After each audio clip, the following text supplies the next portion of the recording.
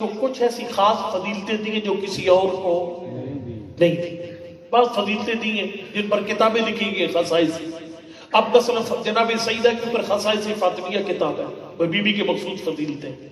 اچھا خدمت میں کروں گا کہ مولا کائنات کے اوپر ہے خصائص علی. یہ اہل سنت امام ہے، امام نسائی انہوں نے لکھی تھی. مولا کی مخصوص فضیلتیں ہیں. خصائص حسینیہ آیت اللہ جعفر شفتری نے لکھی، امام حسین علیہ السلام کی مخصوص فضیلتیں. بہرحال یہ ایک مخصوص فضیلت ہے مولا کائنات کی جو پاک پیغمبر نے بیان فرمائی. لیکن اس کو بیان کرنے سے پہلے سوئی کوئی نہ بندہ انشاءاللہ آپ کو میں جگاؤں گا.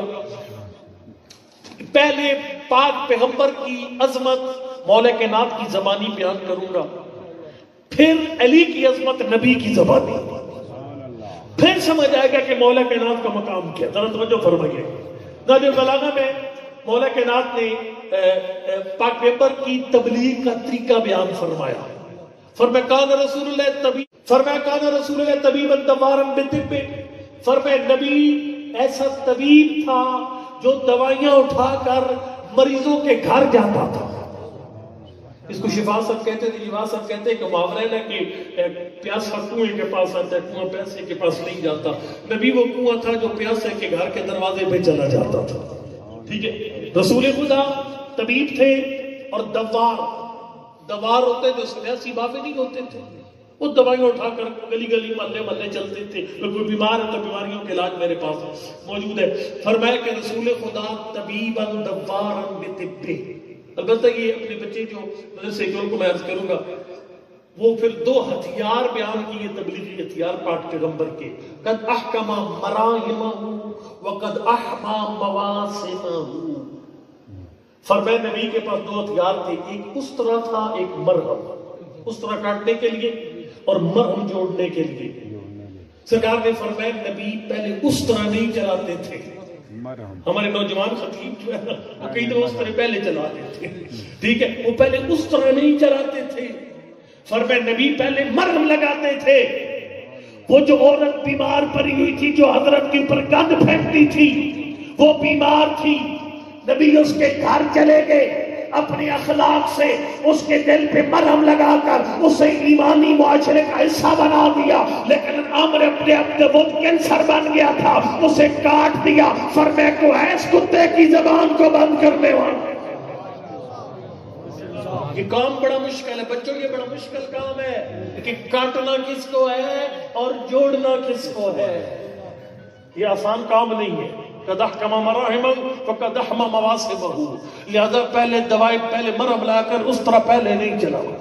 ٹھیک ہے، جو نئے خطیب ہیں پہلے اس طرح نہیں چلانے، پہلے مرہم لگانے کوشش کرنے، بندے کو پیار کے ساتھ محبت کے ساتھ اس کو اسلامی معاشرے کا ایمانی معاشرے کا حصہ بنایا جائے. ٹھیک ہے. بہرحال پاک پیغمبر کے جو ہے یہ تبلیغی ہتھیار بیان کیے اور طریقہ تبلیغ بھی بیان کر دیا. لیکن آئیے اب مولا کائنات کی عظمت نبی کی زبان سے جملہ سنیے گا. فرمایا یا علی انت مثل الکعبہ ان الکعبہ توتا فلا تاتی. فرمایا یا علی تیری مثال اسلام میں وہ ہے جو کعبے کی مثال ہے. فرمایا کعبہ لوگوں کے پاس نہیں جاتا، لوگ کعبے کے پاس آتے ہیں.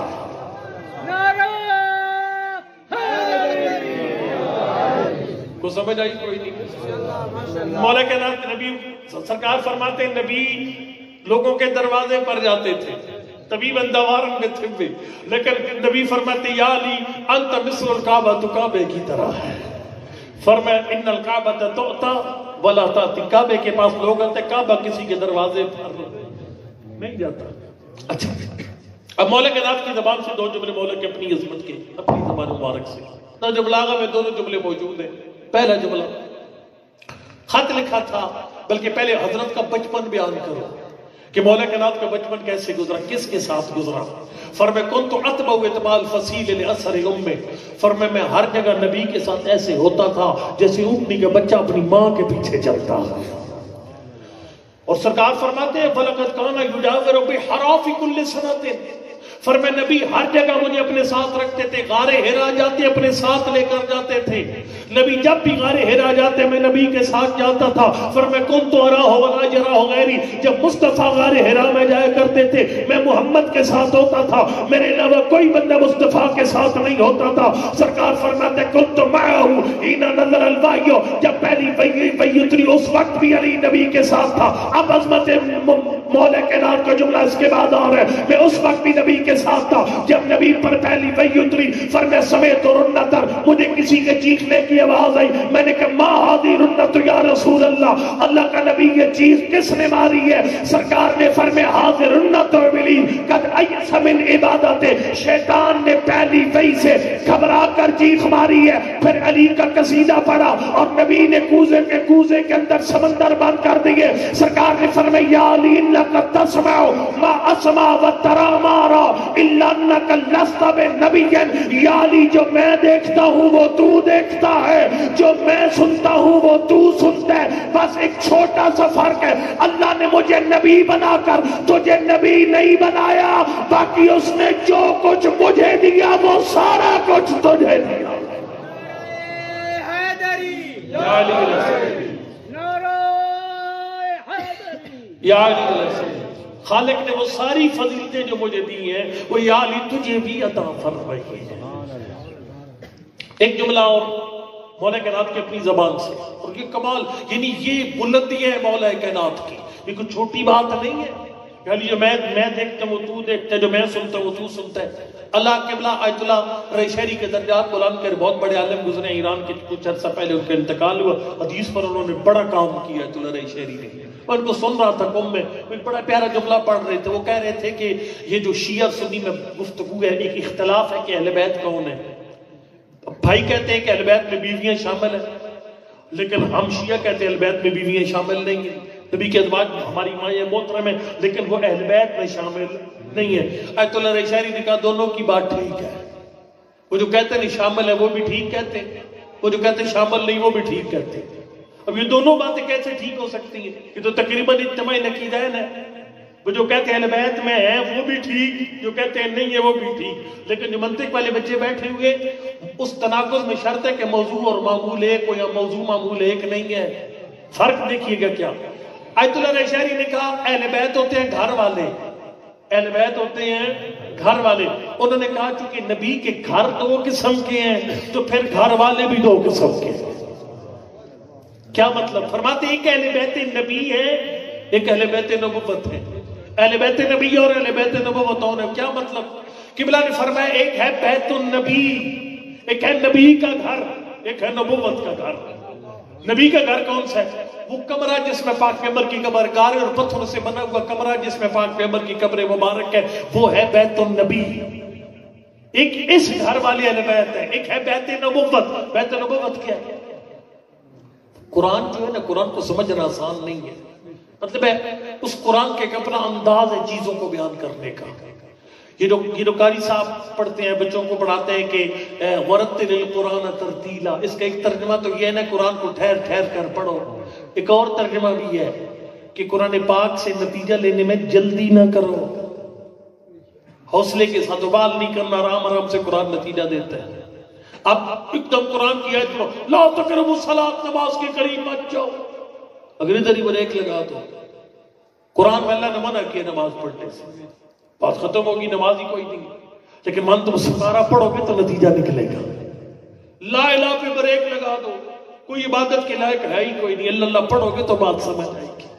قرآن پاک میں جلدی نہیں کرنی، ٹھہر ٹھہر کر پڑھنا۔ قرآن کا اپنا طریقہ ہے، قرآن کا میں اس کو ایسے کہتے ہوں، قرآن جو ہے چیزوں کو موٹر وے کے طریقے پر نہیں بیان کرتا، وہ مظفر آباد والی سڑک کے طریقے پر بیان کرتا ہے۔ موٹر وے کیا ہے؟ سیدھی روڈ ہے جناب، اور اس میں پنجواں گیئر لگ گیا اور اس میں ظاہر ہے وہ ڈرائیور سو جاتا ہے، اس کو وہ بور ہو جاتے ہیں، ایک جیسا سارا سسٹم چل رہا ہے۔ لیکن پہاڑی علاقے کا سفر ہو، کبھی پہلا گیئر کبھی دوسرا گیئر، کبھی بریک کبھی موڑ آ گیا، اس میں بندے سوتے نہیں ہیں، بور بھی نہیں ہوتے۔ سمجھ آ رہی ہے کون؟ ٹھیک ہے۔ تو وہ ہمارے قوم میں ایک استاد وہ کہتے ہوتے تھے قرآن کا بیان موٹر وے کے طریقے پر نہیں ہے، قرآن میں زگ زیگ ہے۔ کیسے؟ قرآن ایک دفعہ بالکل نیچے لے جاتا ہے، پھر اٹھا کر آسمان کی بلندیوں پر لے جاتا ہے. یہ ذرا سمجھیے گا کہ بیت نبوت کے اللہ نے اپنے حبیب سے کہا قُلْ إِنَّمَا أَنَا بَشَرٌ مِثْلُكُمْ، میں تمہاری طرح عام انسان ہوں. بالکل نیچے کر دیا، لیکن پھر اٹھایا کیا؟ یوحیٰ الیہ، مجھ پہ وحی ہوتی ہے.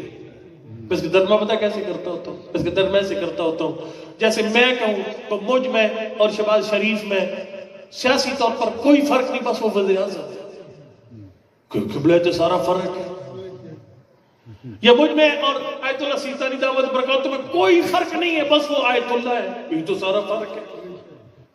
ٹھیک ہے، اللہ نے حبیب سے، حبیب ان کو کہہ دے میں تمہاری طرح کا عام انسان ہوں، تم اور مجھ میں ایک ہی فرق ہے، وہی سارا فرق ہے، میں اپنے رب سے اس کی وحی وصول کرنے کے لائق ہوں. تم وصول نہیں کر سکتے. وہ جس مرتبے پر پہنچ کر نبی اللہ سے وحی وصول کرتے ہیں اس روحانی مرتبے کو بیت نبوت کہا جاتا ہے.